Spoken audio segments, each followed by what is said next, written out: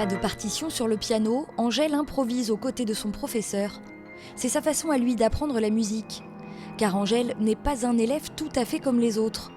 Le jeune homme de 17 ans souffre en effet de troubles autistiques. Alors comme avec tous ses élèves, son professeur s'adapte. Ils ont souvent une mémoire extraordinaire, une capacité de lecture, de mémorisation très forte.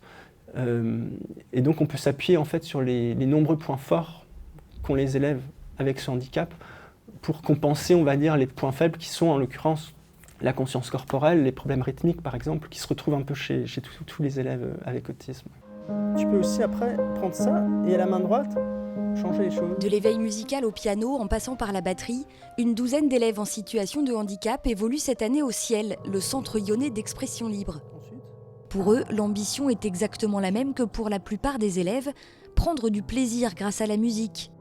Mais les résultats dépassent souvent les attentes. Ça apporte le plaisir que peut apporter une activité de loisir. Maintenant, c'est certain qu'à côté de ça, il y a des effets collatéraux, on va dire, du domaine de la socialisation déjà, de venir faire une activité dans une structure publique ici, de rencontrer d'autres enfants, aussi de développer des capacités de concentration, au piano de développer la motricité fine, qui est souvent problématique chez les enfants avec des troubles autistiques. Là, on a vu Angèle qui est scolarisée, qui s'exprime, voilà. Il y a des enfants autistes qui ne parlent pas, mais qui jouent au piano, et le piano est vraiment un moyen pour eux de s'exprimer. Si Angèle a, lui, d'autres moyens d'expression, la musique n'en reste pas moins une passion dévorante pour le jeune homme qui s'épanouit aujourd'hui pleinement au conservatoire.